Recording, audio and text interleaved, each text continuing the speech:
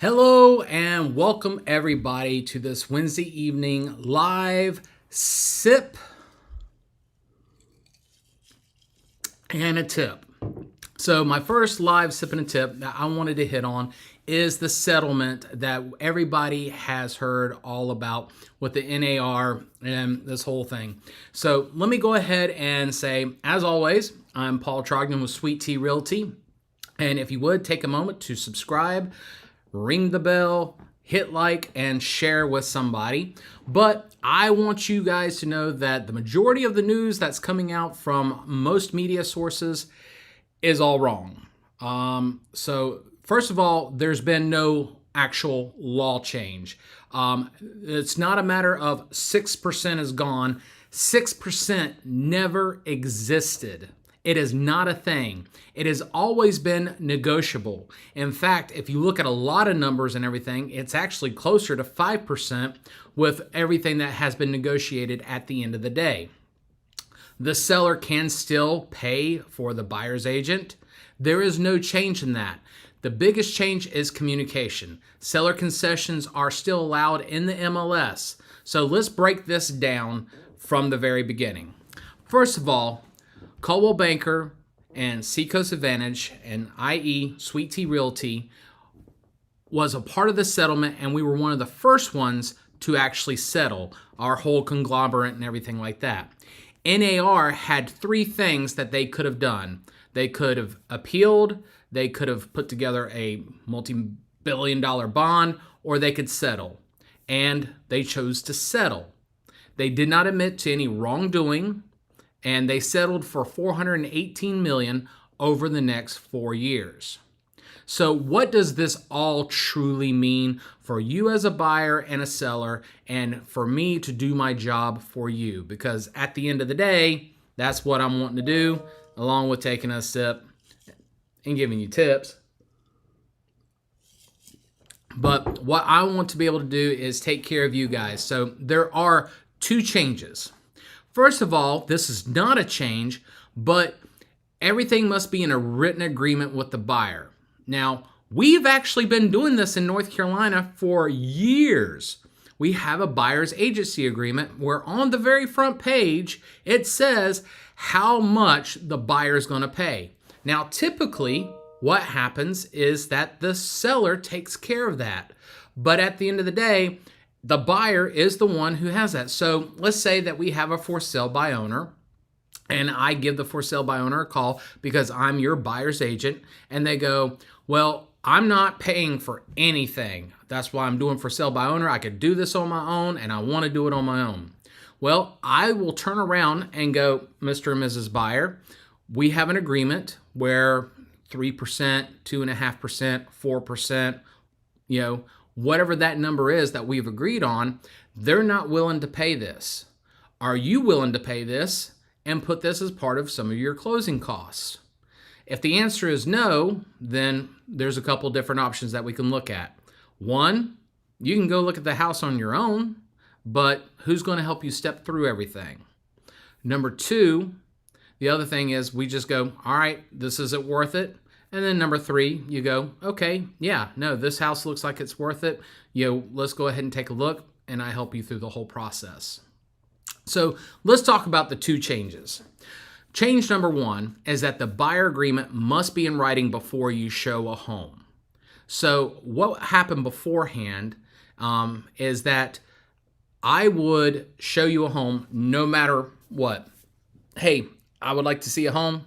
Okay, sounds good, because you know that I like to work with friends, family, neighbors, and yours friends and family and neighbors. So usually we already have an existing relationship, or we have a camaraderie that we can mutual friend that we have. So I always feel comfortable being able to do that without having everything spelled out before. Now with this change, we have to have everything spelled out before.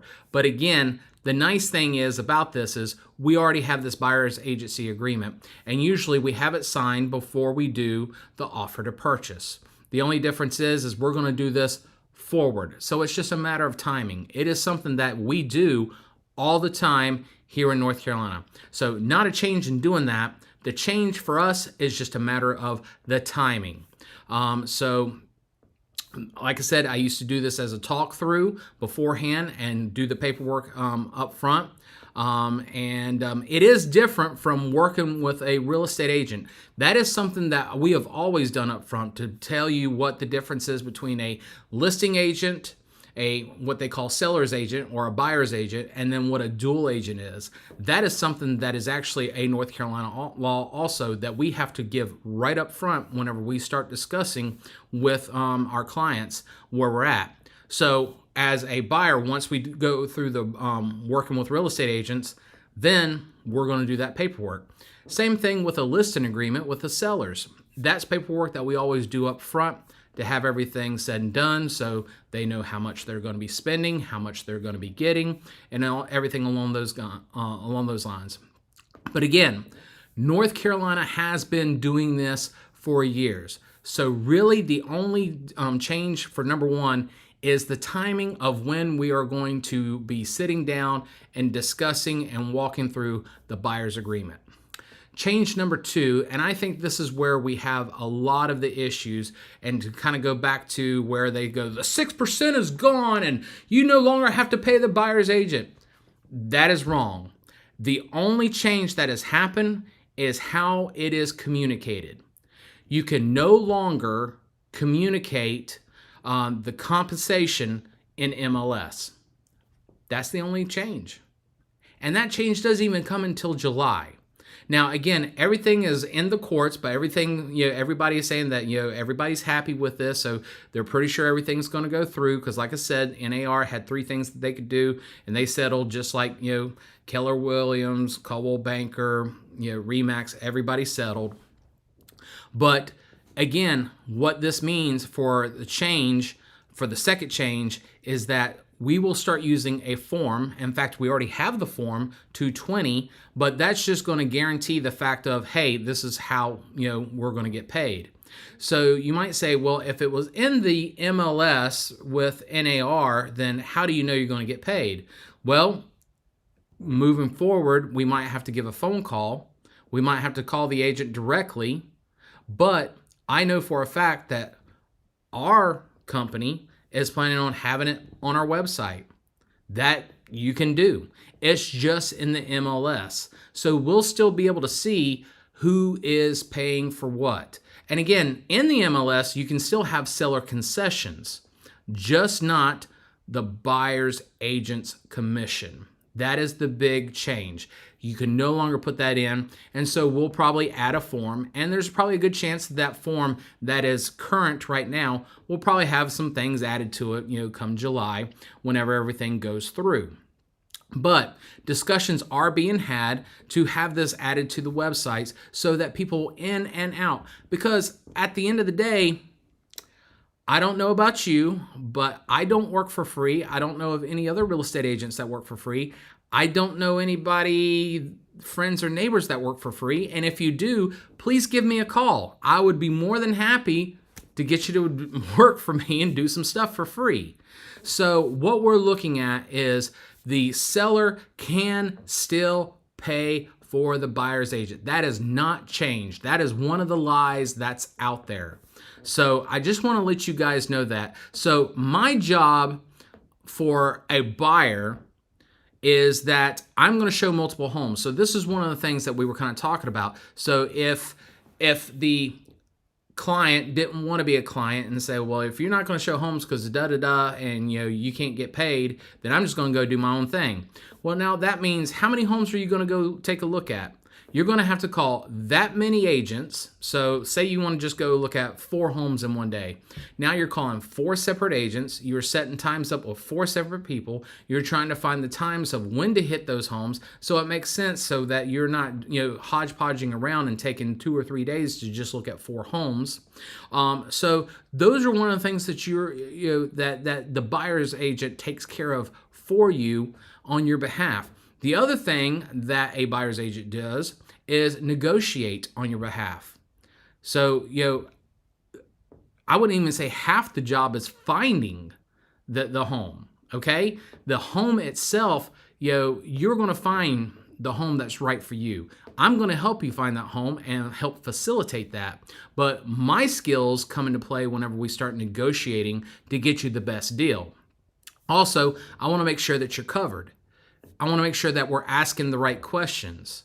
You go into something that you do every 7 to 10 years compared to something where I do on a daily basis. There's questions I'm going to know to ask that I'm able to ask on your behalf and or say, hey, you might want to ask this. Okay? So that's another good tip for you. And again, at the end of the day, we don't work for free. Okay? Now, the other thing is none of these changes even take place until July. So any sellers out there are like, yes, because I saw this on FNN and I no longer have to pay anybody anything. No, that's just not true. That's not true at all. In fact, below, I have a link to a page, well, it's about 4 pages, of the NAR settlement facts. So take a moment and pull that up and see what NAR says about it directly.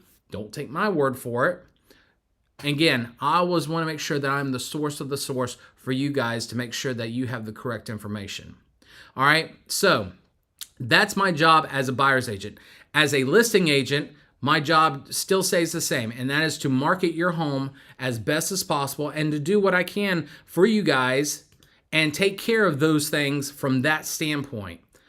So again, the media, unfortunately, whether it's omission or commission, they've been lying to you. A seller still and should take care of the buyer's agent, because if not, then the buyer is having to not only do down payments and pay closing costs on their side, now you're going to add another 2.5% to 4%. Because again, it's all negotiable. There's never been a 6% and this is what you got to pay. No, everything's negotiable. In fact, I have a tier list for my sellers where I show where things are. And I go up to 7% of what I offer. But if I'm not, spending money for stuff, I'm not going to charge you for that. That's ridiculous. Likewise, if I'm going to be going above and beyond and spending out of my pocket, some things cost money, and it just does. But again, at the end of the day, I want you sitting on your front porch, sipping sweet tea.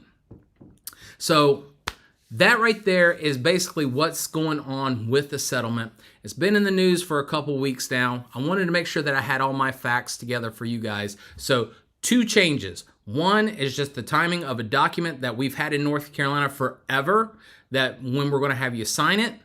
And number 2, it's just the fact that the commission is not allowed to be in the MLS anymore, and we're finding other places so that agents know what they're going to get paid, because they're like me and they like to eat.